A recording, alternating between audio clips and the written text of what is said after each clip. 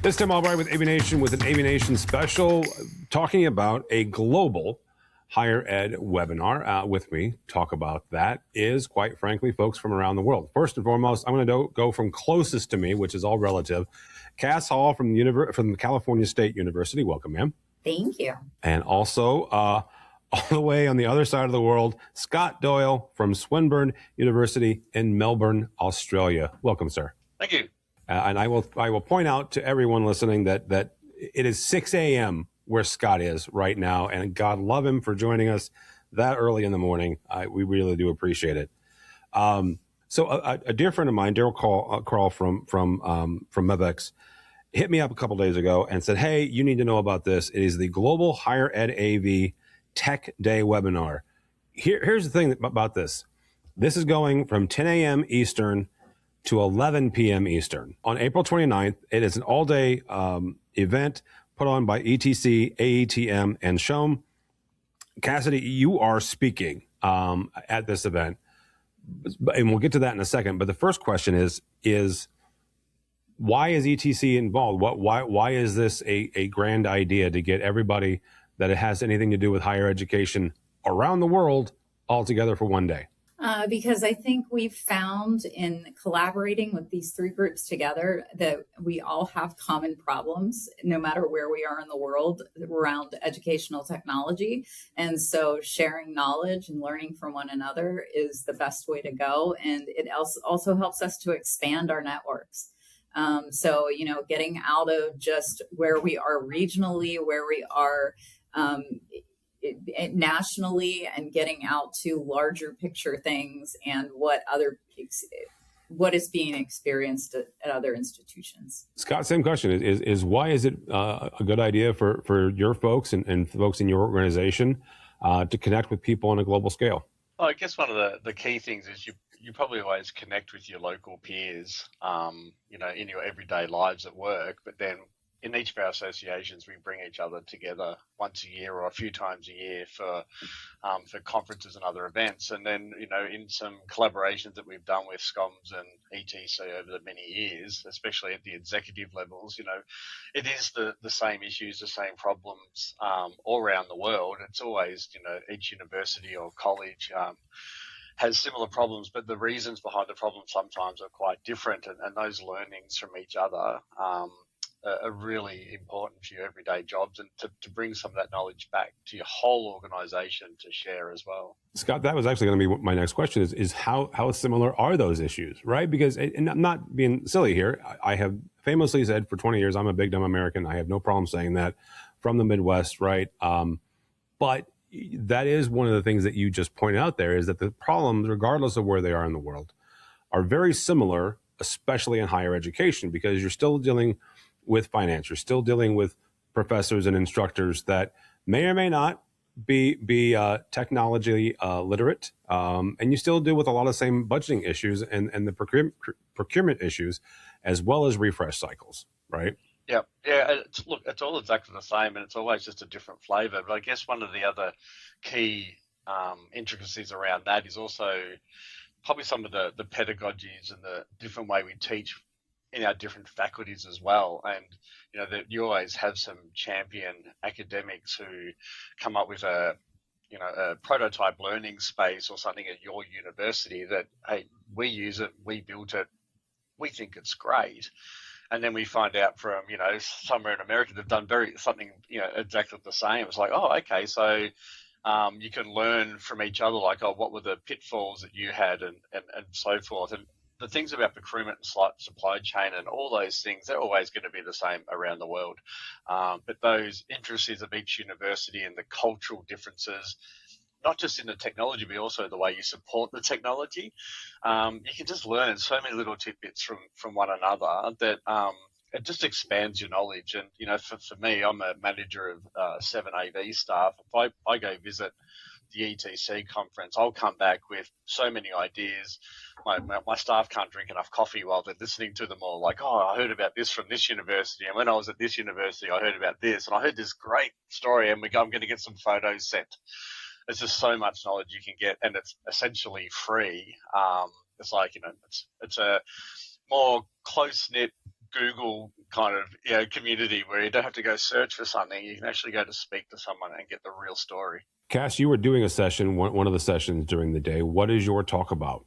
Actually, we are part of a panel. And so we will find out when we get there, sort of, right? We're getting asked questions on the fly, pretty much like now. And so we will be able to speak to our own situations and our own experiences, I think. And hopefully that will help in the context of why these three groups came together in the first place, and why we think it's so important to expand that network and support one another in this effort. And I completely concur with the things that Scott said. I mean, at my institution here, I'm at Chico State in the California State University system. And, it's the largest in the nation. And so we have unique challenges, but yet we're one campus. And I have 15 people that report to me, and I have 3 different teams. And so ETC and these other organizations had something to offer to each of my unique teams, which are, instructional designers on one team. I have a team of classroom technology support on another. And then I have the team that are the administrators for all of our academic technologies. So there's something for each of those unique groups. And I think that's what is unique about these organizations, is it really does support educational technology across the board. Yeah. Cass, what do you hope that the folks that attend this take away from this day-long webinar series, whether it is your panel, it's some of the other presentations, not only within the organization, so in other words, a member of ETC, obviously, we're going to take away one thing, but somebody from SHOM, somebody from AETM, they might take away something else. So what do you hope that their big takeaways are? Honestly, just little tidbits and ideas that they can take and apply in their own situations. And then the possibility of being able to reach out and network with other people experiencing the same.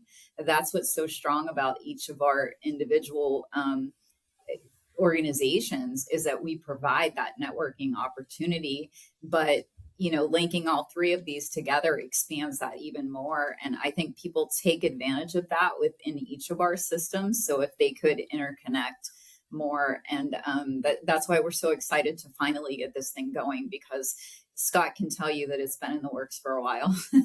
Well, Scott, how long has it been in the works? Well, it's probably been a few years, and we've really been collaborating for 10 plus years. I mean, I've actually visited the ETC conference about 4 or 5 times myself, and the SCOM. So we have all gone around and we learn from each other at an executive level as well. But it has been talked about for a while. But to bring this together isn't easy. And like an example is before, we're introduced as this is happening on April 29th. Well, it's actually happening on April 30th in Australia. And I think we run. Fair point. And yep. We run from midnight until I think 4 p.m. or something. So, and to bring that together, that complexity has been quite difficult. So just about every presentation will be held in the middle of the night to bring the audience to have the audience receive it at about 2 p.m. in their local time. So I think the ATM, we've got 2 sessions, and one's on AI and education. The other one's about support, AV support in education. They're being done at 3 a.m.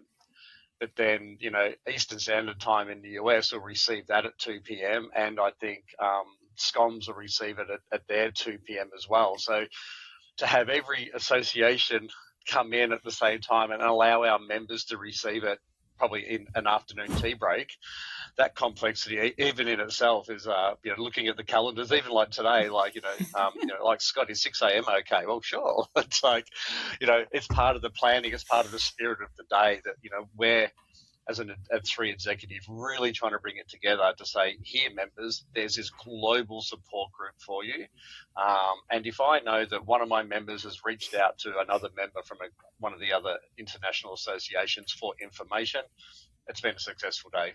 That right there is a really good place to stop. You guys are coming together again, April 29th or 30th, depending on where you are in the world. Yes. Cass, how do people find out more information about this? How do they sign up? How do they get involved?